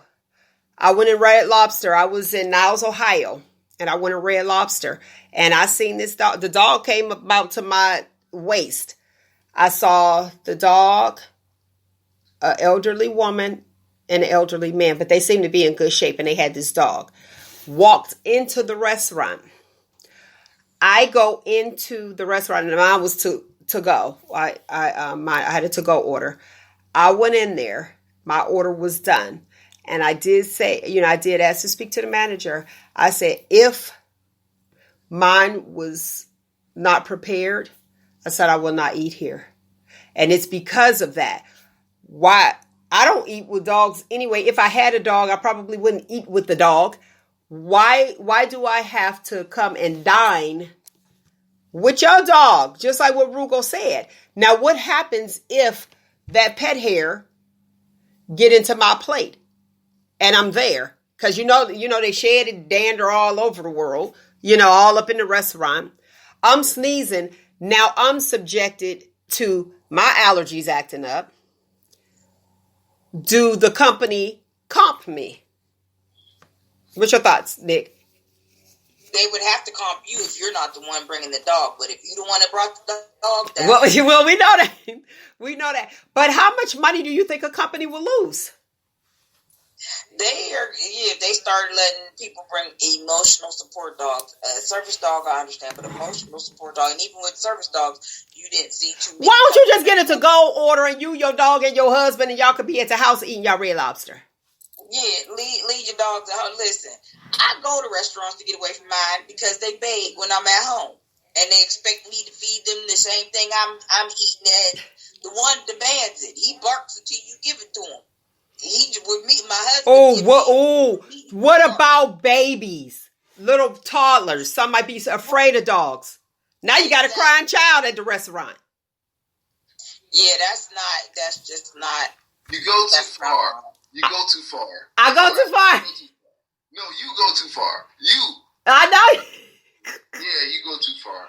Okay, listen, you already know. They bring other humans into the restaurant. Now they can't. Well, how you gonna do that with the baby? The baby crying, all these people with all this noise because they afraid of the dog. I think that's the thing, though. Those people are entitled to go. I mean, they bringing a baby. Now you don't bring a baby to a movie. No. He said don't bring a baby to a movie. No, what I'm saying is yes.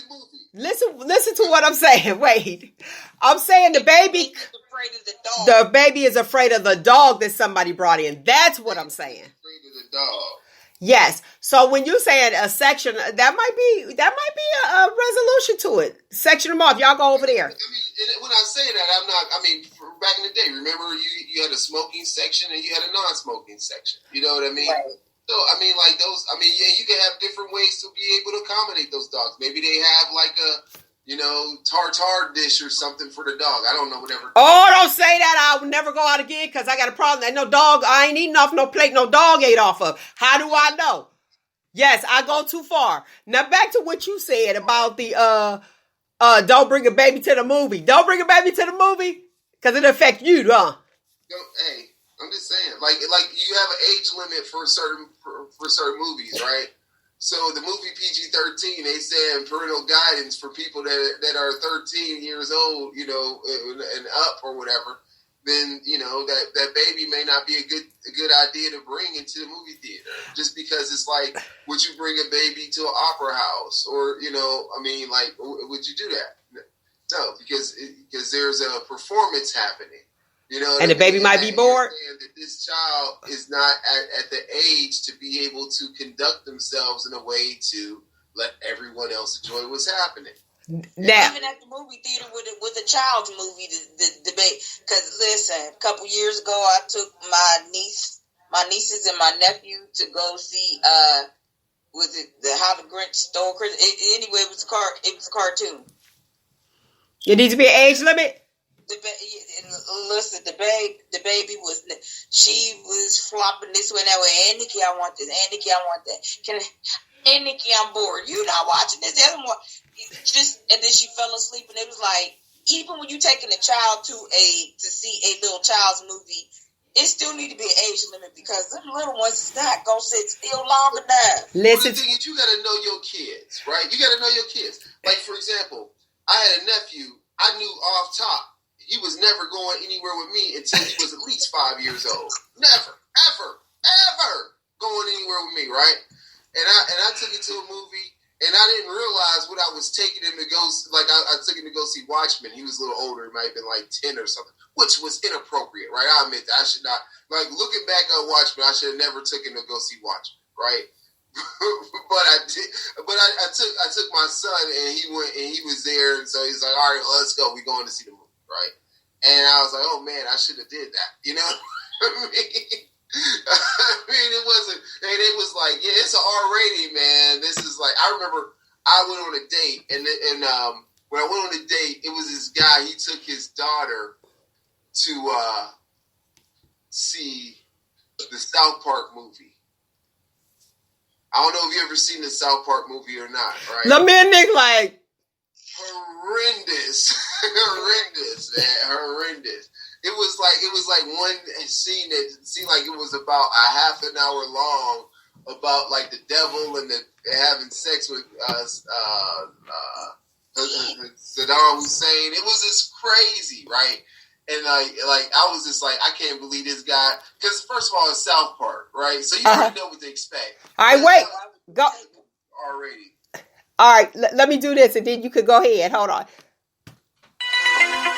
Roogle, what's happening in the movie world? Man, what's happening is everything's getting pushed back, way back. Like if it was cheerleader Siskumba, they were like, push them back, fight them back, way back. Moving on to movie dates, all the way back.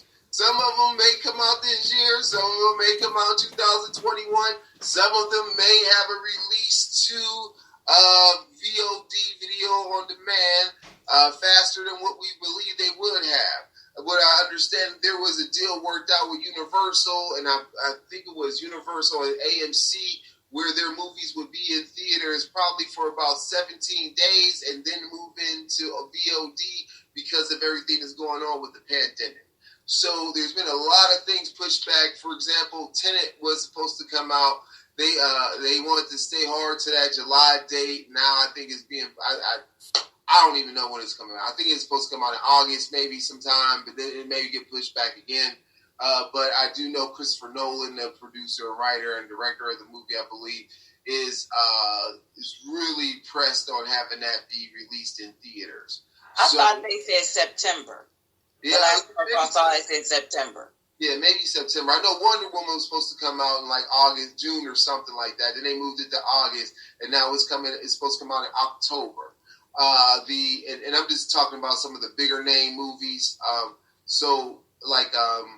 was the one was Black Coming to America.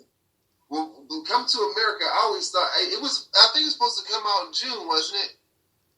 And then I don't know if it was supposed to be that soon or not. I think it's pushed out to a November date. Black Widow has also been pushed out to about November or so. We don't know. I really don't know what's going to happen with that. Let's see here. I had a list of Candyman, the sequel for that was supposed to come out. I mean, the reboot or whatever they're calling it. It's been moved to October 16th. Not Wesley Snipes, but Chris Rock was doing his take on Saw called Spyro, and I know that's supposed to come out in May, and I don't know if they have set a new date for that or not. James Bond was the first movie that would originally change its date, and when it changed its April date, it went straight to November. So we're looking to expect that in November November of this year. They're doing a West Side Story. It's an adaptation of the musical. Okay, I didn't even know that was a thing happening, but I guess there's a new West Side Story that's coming out. I don't know if we needed that, but they're going to give it to us. And that's in December. And Dune. Dune was supposed to premiere sometime this summer. They're moving that to December 2020. If you're familiar with that movie from back in the day.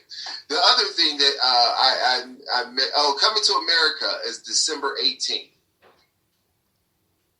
So it'll be a nice Christmas movie. Yes. Yeah, I can't wait to see it. See if it live up to the personal. Yeah. And Mulan, the interesting thing that's happening with Mulan is that Disney has decided to put it on their app, Disney Plus. But I think I think you have to buy it on the app, and I think it's going to be about, from what I heard, I think about $24 to get the Mulan movie at your home. Okay. Hey, it looked pretty good. It looked pretty good, but I mean, because I ain't gonna lie to you, when I first seen that they was doing it, and I seen the preview, I was like, oh, I'll get a ticket to go see that. You know what I mean? Now it's kind of like, now I'm like, well, you know, sometimes it sounds kind of funny because like now, since my wife's around, you know, she goes to the movies with me, so I'm pretty much out $20 anyway when I go, you know. So to have it at the house and I don't know how they're doing it. Like if you get it for a day, if you only get one viewing of it, I don't know. But I'll wait for it to go on the free movie app. Well, that's a thing you can do. However, here on ShopTalk'n, however, a disclaimer at ShopTalk'n Mail is that we do not promote piracy. Right. Okay. We don't. Thank you, Roogle. Views expressed by Nick and Nick alone. Yes, we know. Yes, those are the views by Nick. See, Nick is the voice of the people. Don't get culture canceled up in this mug. They be like, off with your head, Nick. Right. They see you paying $23, especially just like with the pay-per-view stuff and pay-per-view. I'm not paying that much money to go see no fight. To see God. So what you gonna do? Wait for Facebook? You gonna wait for so they can tell you who won on Facebook? Yeah. I ain't paying that much. So what do you think about the Mike Tyson and what's his name? Roy Jones? Yeah. That's gonna be a good one, but I still ain't paying for it. I went to a Mike Tyson exposition. At the Cavalli Center? Yeah, I won tickets for salsa dancing. You won and I paid, but go ahead. Yeah, I won my tickets. So anyway, when I went and he was fighting that dude, it was like, hey, that's Mike Tyson. That's Mike Tyson in the ring. That's Mike Tyson punching somebody. But it wasn't like a fight. You know what I mean? It wasn't like you know, like they had on headgear. Or the guy it was a sparring match that I paid top dollar for. It was a sparring match that I paid top dollar for. That's gonna be a good fight. It really is. But I still can't see paying that much money. I'll wait till I'll be watching Facebook to see who gonna be on their TV, and I'm not doing that. Or I'll just wait to hear the outcome. All right, go ahead, Roogle. This your segment. Go ahead. Somebody might get killed up in that. I don't know. You told me that's really good. Hey, because I don't know how much I don't know how much Mike Tyson weighed. Because I'm thinking when he was fighting, he was like about 220 or something like that, 220, 230. And Roy Jones Jr. when he went into light heavyweight, he went up in weight to fight somebody? Was it somebody he got beat by? But he went up in weight to defend a belt or something. I can't. Was it Jermaine Taylor? Somebody I can't remember who it was. But anyway, you know, I think at his heaviest he might have been at like 190. You know what I mean? Granted he ain't been boxing and stuff in a while, so I don't know how much he weigh now. But he kind of on the thick side compared to Mike, because somebody put on Facebook. I seen Mike Tyson doing some like stuff. Like he was hitting the bag and moving around and all that kind of stuff, and he was looking lightning sharp. He looked like he ain't missed a beat. Yeah, his body is tight, 6-pack. Like they said that he in really good shape right now. Like he looked a little bit sucked in, but I think that's his old man face. Yeah, but like they said he looked like he looked like a monster. So he looked like that when he was younger, but I'd be quiet. He hit one of them super heavyweight punches. Like a for real heavyweight punch. You know what I mean? Because like when he was just moving his feet and stuff. And Roy Jones is quick. They had timed him once. He threw 6 punches in like 2 seconds. So, it might have been less than that. Was it 2 seconds, 6 punches? It might have been 6 punches in 2 seconds. But whatever it was, quickness versus power and speed, and it'll be nice to see. And I think this is what Mike Tyson is trying to do, is have like older athletes compete, not necessarily against younger athletes, but just compete. So he, like when I seen it one interview, he was like, well, what if we got like Jerry Rice out there catching passes, and stuff like that. Because I guess Jerry Rice is another one who's like in phenomenal shape and stuff like that. So, okay, can I ask you a question? Yeah. Roy Jones Jr. or Mike Tyson? Mike Tyson. Roy Jones Jr. or Mike Tyson, Nick? Mike Tyson. Guess who I'm going for? Roy Jones Jr. Roy Jones Jr. Mike Tyson, nice person. Met him several times. Hold on, but I'm looking at the age. Like, it's only 3-year age difference. Is it? Well, what? Yeah. Probably because Mike been out there. So look, I've been talking about him on Shop Talk for so long. Mike is 54. Whatchamacallit is 51. Mike only 54? Yeah. Roy Jones is 51? I thought he was younger. You know what I mean? I did too. All right, so we gonna see. So we already know Nick ain't buying it. Y'all probably gonna wait for me because I gotta know the action. I can't go off of hearsay. I have to see with my own eyes. So yes, I'll be watching. Let's go. Nick with the news. What's happening in the street, baby girl? Well, our dear Governor DeWine tested positive this week for COVID-19. But he, okay. What? And coincidentally, the same day the president was in Ohio doing whatever he was doing with his lying self. But anyway, my views, not ShopTalk'n views. But it's mighty funny because after he left, DeWine tested negative. Go ahead, Roogle. Okay, let's simmer on that a little bit. Go ahead, Roogle. Hey, I mighty strange to me. You know what I mean? They just said this, the test was a false positive and all that other stuff or whatever. And I guess that's a good thing that he doesn't have. I mean, it is a good thing that he doesn't have corona. Yeah, I was feeling sad. I was like, not Uncle DeWine. You know, the DeWine show, I look forward to 2 o'clock to seeing Uncle DeWine is tested positive. I said, yesterday, last night. Go ahead, you saw me what? Me with DeWine, and it was cough. Oh, I tested positive for COVID. Then it was me. Then the next picture was the president waving goodbye to Ohio, and then next me was DeWine again talking about, oh, I'm sorry, I tested negative or something. It was something to that effect. I gotta find it and I'm gonna post it later on. That was funny to me. Did you see the meme where they put Uncle DeWine in Chris Tucker's outfit, and then he said, I got mind control over Donald, right? And then he said, when he be here, I'll be positive. But when he leave, I'll be negative again. I said the internet is wild, but go ahead.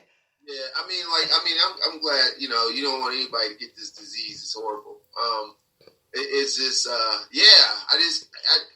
just kind of seemed weird to me. I was like, because they turned around that quick and tested him again. Like, no quarantine, like I guess, is that protocol? It seemed like a waste of another test to me.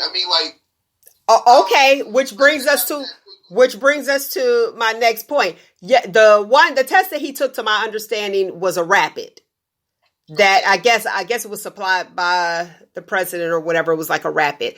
And the other one, it takes time for them to get the results on it. A lot of people aren't, just like what President Trump said a while ago, and everybody was like, is he nuts? Where he said that if we didn't test so many people, we wouldn't have so many positives. Now, that's accurate. The reason you wouldn't have so many positive cases because you would not know. Okay, so he's like, don't test them, and then let's just go on, and then what? Everybody died? The whole human race is just gone? You know what I mean?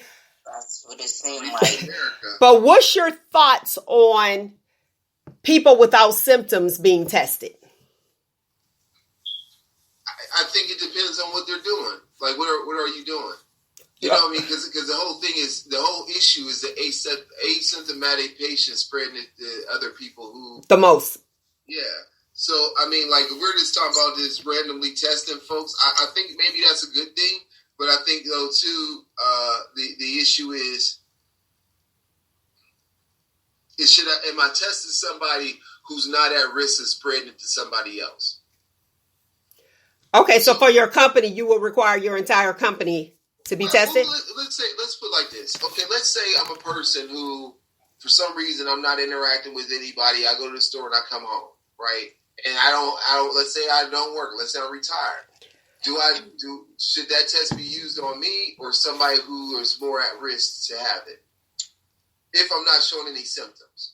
I know somebody who that's local, not here but close. That tested positive, and she actually went on Facebook and live and told everybody, and she let everybody know she did not have a fever, she didn't have any of the other symptoms, but she had stomach issues that she didn't have before. She said she already had bronchitis, so it was, she was having trouble breathing and everything else, and she ended up had to get a test because she went for her stomach issues. So she was like telling people, this is real.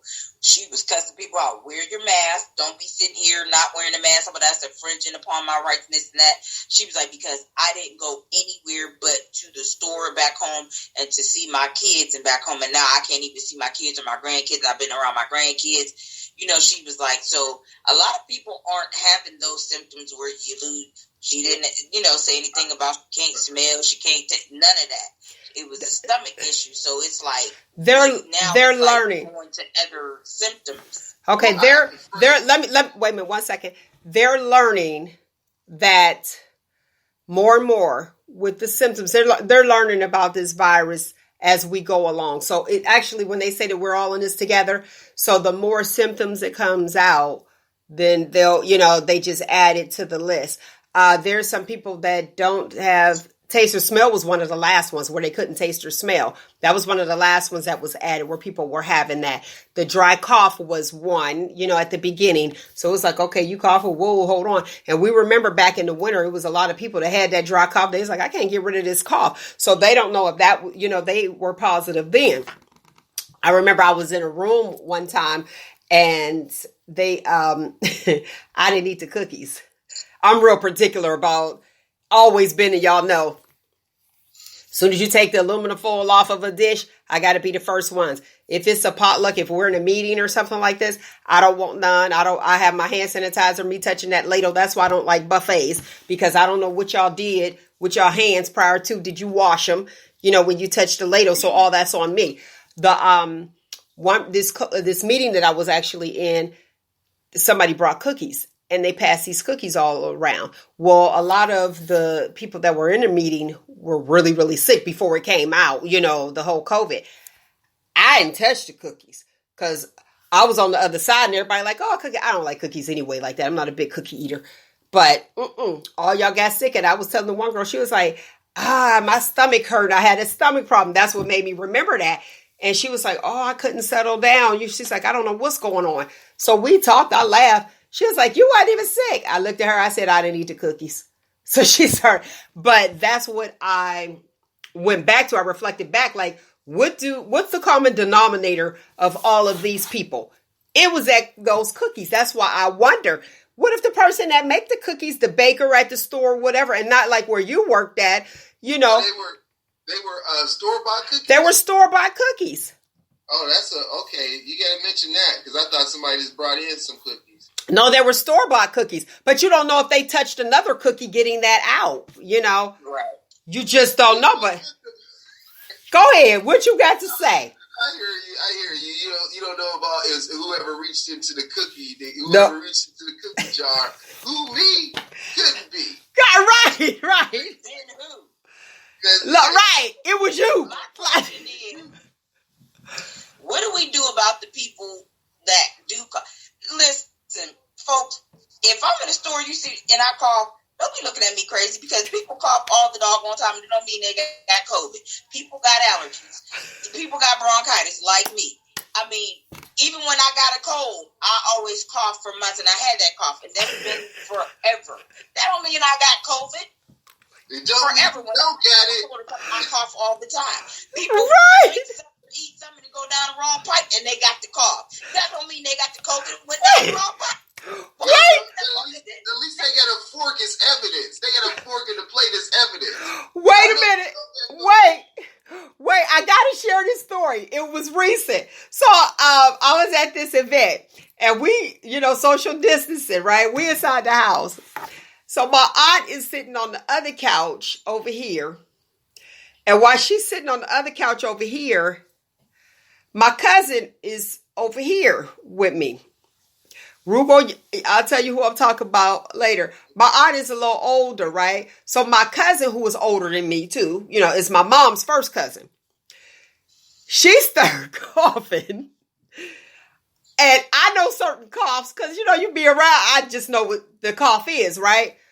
Listen, when my cousin, Roogle, you know too because it's your cousin. All right. We were at a graduation party. Now, you probably know who I'm talking about. It wasn't a graduation. It was like a graduation gathering. My aunt sitting over on a whole nother couch. Well, my cousin coughed. Here's the face. You got to see it. And I'm sorry, listening audience, but you could about imagine. I want y'all to go to YouTube after this and you can see my facial expression because we're doing it virtually. My cousin said, that's the cough. Right? She got a mask on, but that's the cough. And she kept coughing. When she coughed, my aunt was like this. She turned so fast. So at that moment, I looked at my cousin. I said, oh, you have asthma? When I said that, because the cough was, she couldn't get it. And the air conditioner was bothering. She was like, yes, it's terrible. So my aunt, this is how she said, oh, you got asthma. All right. It was so funny because, listen, she got a cane and everything. When she called, she was like, she about jumped up off the couch like, I'm getting ready to go. This party is over. Yeah, I mean, people is taking that to the extreme. Just because person cough don't mean they got COVID. But it's so different, though. It's so different because now people are concerned. And when you are immunocompromised, you like, wait a minute, I ain't about to check out because you decided to come up in here and you were sick. And people got smokers cough. Yes, they do. They do. But now it's the cough. Now, here's my thing. You have more people that's concerned about the cough, but they won't use protection when they have sex. So y'all tell me y'all have sex with a mask? They won't put their mask on, some of them. But then when somebody else cough, you got the nerve to look. You ain't that worried. You walking around here without a mask on. Listen, I went to all these the other day, and everybody in there with a mask, except for a couple people. But this one little old black lady walking up the aisle, and I guess when she coming up the aisle, just prancing, no mask on, but she see all of us in the aisle with the mask on, and we all looking at her like she crazy. She gonna take her hand and cover her mouth and go, baby, that ain't helping. You done touched everything in the store. Now you covering your mouth with telling you that you done touched everything in the store. You didn't have no hand sanitizer or nothing. Are you crazy? Now the open fruit that's there at the grocery store and all the people that are without the mask. And we was in the fruit aisle. Oh yeah, I'd be like, even though I wash all my fruit, always have. Yeah. I always have. Even like the stuff. Some water into it, put it in warm vinegar water, let it sit for a while. But you know what? I have a cousin who would always, and I saw her even when I was little, she would actually wash everything. Like the milk, she washed all that stuff off before she put it in her refrigerator. So I know she fine. Shout out to you, Evelyn Pierce, because she will put it in there. She will not put it in the refrigerator without washing everything off. And I thought, I was younger. I was like, oh, so I know she good with the whole COVID situation. That's interesting that lady came into the store, and I thought that there was a mandate. Big old sign on the door, and a couple people was in there without. That's what I don't understand. Like, people, this is a mandate now. You can get a fine and get up to 90 days in jail. Wear your mask. It's not an infringement on your rights. It's something called humanity to help one another, prevent the spread of it. You're trying to help. Like, wear your mask. What is the problem with wearing a mask? Unless the doctor says you can't because you have those issues where you can't breathe. Listen, I can understand that. I'm glad you said that. I'm glad. Please do us a favor and do the curbside service. Call in, have your groceries, got a person in the store, and have them meet you outside. Okay, wait a minute, Nick. Okay, wait. that when you say wear your mask and it's a mandate, because we got to speed up, I got to stay on task. A mandate is different from a law. Roogle, what's your thoughts on the mandate? The mandate to wear masks? Yeah, the mandate to wear a mask versus mandating that you wear a mask. Right. Now there were two ladies that were out and they came in the store. Now this is so different. They came into a store. A store is privately owned. This is my store. And then they refused to wear a mask, and I asked them to wear a mask. They want to argue with me on why. It's not a law, but this is my store and this is one of my requirements. Mm-hmm. If you were in that same situation, what would you do? I'm going to ask you, Roogle, first. If it was my store and I said, hey, there's we prefer our customers to wear this. Yes. I would say, well. But listen to what you said. Prefer. That leaves it open, but go ahead.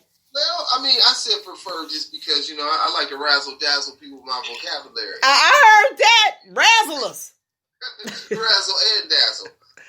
But I would just say like this. It takes a strong stance by a person who's a business owner to say, hey, I want to refuse your business because you are not equipped to come in here. For example, if I went into Burger King and I didn't wear a shirt, if I went into Burger King or McDonald's, I didn't wear shoes, what would they say to me? No shirt, no shoes, no enter. No service, right? Been that way forever. Now they added no mask onto those. Because I went to a store. What? No bastards. Yeah, they added no mask. Hold on, Nick. Wait, let me finish him. She said now they added no mask. But go ahead. What'd you say? They added no mask, no service. Okay. Yeah, like we've been adapting to these rules of public safety, public health for a while. Why do you think they're telling you need to wear shoes in here? Because they don't want your crusty ass toe jam all over the place. Why you gotta wear shirts? Because nobody wants your armpit hair falling all over the place. Nobody want to see that. Nobody want to see your taco meat chest hairs. You know what I'm saying? Nobody want to see that. So but the thing, but there is another issue about it. They're like, hey, this is not a safety, a health thing. So you got your old greasy bag rubbing up against the chairs because you decide to wear no shirt. You know what I mean? Come on now. So what would you do?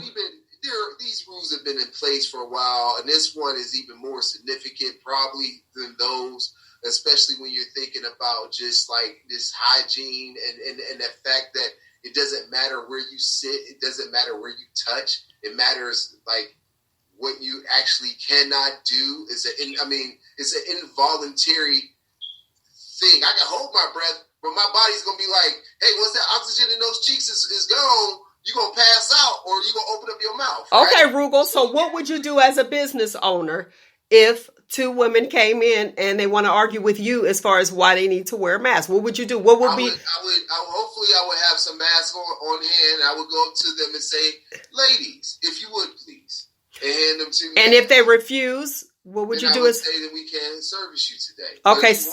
You can call us and we can make an order for you. We can do whatever we need to do. But, for the safety of everyone. That's your solution? We have to ask you to leave or use another means to make your purchase. Okay. Nick, what would be your solution if you were a business owner and two women came in and they refused to wear a mask? Even with me handing them one and giving them those options that Roogle said? Yes. Without being ghetto, my next solution would be to call the police to escort them out if they are refusing to leave. Because I'm not about to lose no business for your tail. Okay. This is my business. I'm asking you. This is for the public safety of health safety of others. If you still refuse and want to argue with me about mine, baby, you got to go. And without me being ignorant and fighting both of y'all, I'm just going to go the professional route and call the police. Well, that's good because you can't fight your customers, sweetheart. Right, exactly. So therefore, I have no other choice but to call the police. Listen, I've asked these women to wear a mask. They are refusing to come in here with a mask. I'm asking the women. I've offered to give them a mask. They are refusing that. They don't want to do the call-in service where we can pick up their items and bring it out to them. They got to go. Period, point blank. I don't care how many people you tell about my surgeon, and make sure you tell everything, because I refuse to wear a mask and I didn't want to do it. Make sure you let you know it or not. But yeah, that's the only other option you have as a business owner. Call the police, and even though well, don't call the police. This isn't a 911 issue. You need to call the health department. No, it's a 911 issue. They're refusing to leave your establishment. Let me say this. They do, since you brought that up, they do call the health department to report people, because the police tell you, they refer you to call the health department to enforce. The health department calls the police. So it's like it's a triangle. Yeah. Now, that happened locally. That's why I was very specific when I said 2 women. It was a local coffee shop where 2 women came in. And when they came in, they refused to wear their masks. And he said, well, it's a mandate. You know, this is alleged. I kind of read, when I say alleged, I read it off of another social site, and also like the news paper, they wrote an article on it. This company owner, what they did is they didn't want to argue. And he said, well, I'm here. I have to protect my staff.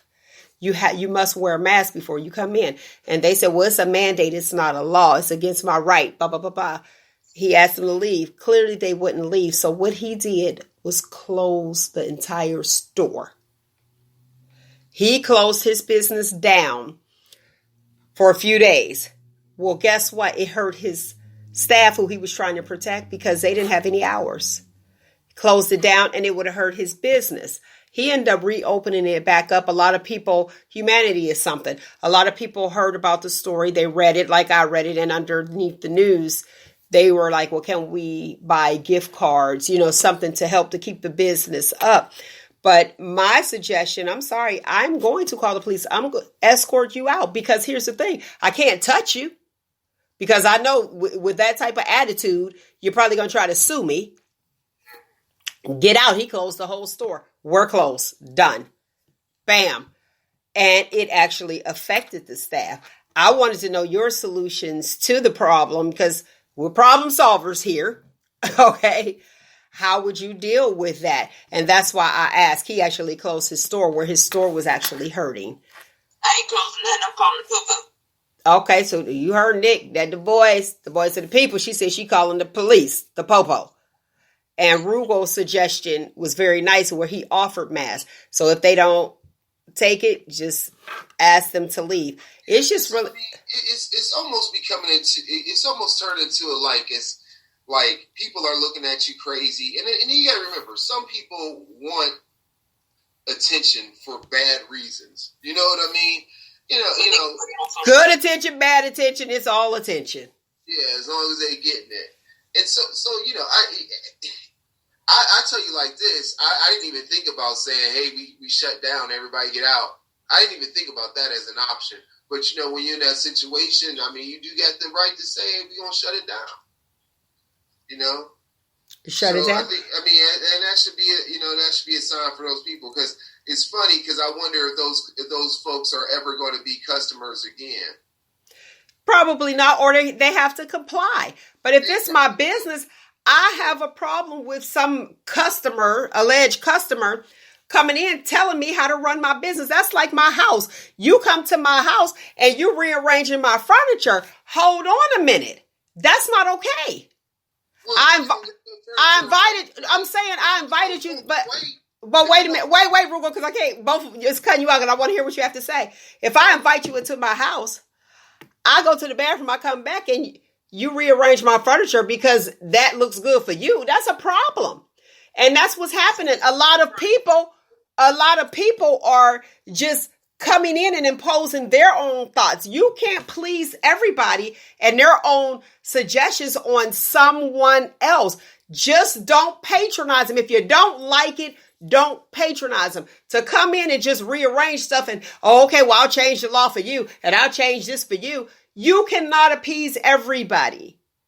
My thing is, if you don't like what we serving up in this mug, go eat somewhere else. If you don't like the rules that I have, I just lost 2 customers, but I gained 2,000. You have to do things that are best for you. Write a complaint. Call corporate. It's my own personal business. You can't come to Shop Talk and decide, you know what? I don't like the way the studio look. I'm getting ready to rearrange it and take the Shop Talk down because a lot of people just don't Shop Talk. Guess what? My target audience is my target audience. My community will find me. And this is for everybody. If you feel as though you don't feel fit in, just understand your community will find you. Do everybody like Shop Talk? I hope they do, but I don't know. They might not want to hear what we have to say. You know what I mean? You are interested in what you are interested in. And if you don't like it, you go to another place where you actually fit in. Your audience, your community will find you. Don't change and don't become what somebody else wants you to become, because that's them. It's okay to be you. Be you. Do you. Whatever it is that you want to do, make sure it's you. Don't allow other people to impose their views and their wants and desires on you. And in that case, that's what those two women were trying to do. So what you going to say? Okay, well, I'll take the mask down because you two came in. Not, I'm keeping the mask up. This is what I stand for. Morals and values. Because once you start tweaking it and doing what everybody else wants you to do, you are compromising your own morals and values. Why do that? Why do that? So, Roogle, you think that the business owner made the right choice by closing down? Yeah. I mean, obviously it worked for him, but I think that one of the things he could have did was just say that it's only curbside service too. And see, now that's a solution. What's the name of that one restaurant that they used to have the skates on and they would come outside? I know they do it. Was it A&W? I think you said. A&W. Yes. And they just come out to the car, so you don't have those problems. Rallies won't have those problems because they ain't never let you let you in anyway. So think about other reasons why you won't have that problem at rallies too. So sitting outside, curbside service, because they have a patio.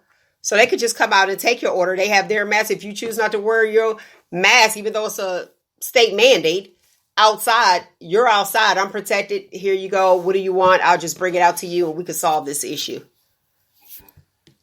Be like that gas station that I went to last week. No shoes, no shirt, no shoes, no mask, no service. Point blank. And that's it. We just have to comply. It just seems like people just don't like rules. And what is it? Rules are made for the unlawful. So rules are made for those two people.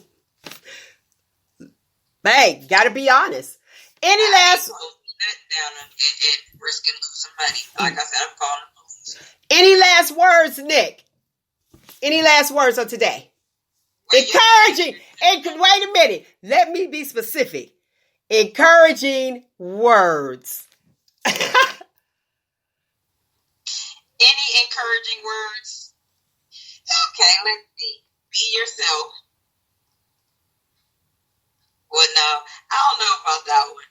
Because people being themselves is the reason why we're talking about what you're just talking about. But, hey, the slogan is, it's okay to be you. It is okay to be you. So they could be themselves, but they could be themselves somewhere else. Somewhere else. Exactly.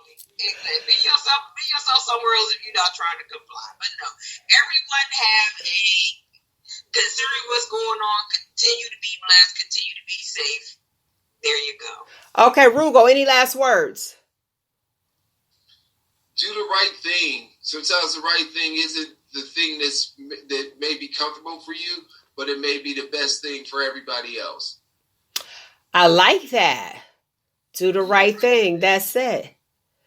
And I'm going to end on that. Do the right thing. Even though you aren't comfortable, consider other people. I've been saying it, look, from the beginning. If people don't respect you, don't patronize them. I'm going to say that. If you don't agree with certain things, you always have a choice. Thank God that we have choices, right? Right. But I like that. So there you go. Do the right thing. What you got, Roogle? I seen you. That would have been a great slogan for a bar that we used to have. What? What you just said about choices, I lost it. I forgot what you said. Oh, we all have choices? There's something you said. Yeah, we do, and we could choose. That was listen. That wasn't a fun bar. Like I'm like, wasn't that a fun bar? I had a good time up there. Great choices, is what you said, or something. Yes, that's what it is. We do. We all have choices. We have to remember that. And if people don't sway, I have to say, don't sway. Be you. It's okay to be you. It is definitely okay to be you, and it's okay to disagree. Let us agree to disagree. We ain't doing that here. Out. That's it. All right, lovely people. That is my time. I thoroughly enjoyed you, as I do each and every single Saturday. Find you, embrace you. Most importantly, always, always love you. Until next week, people.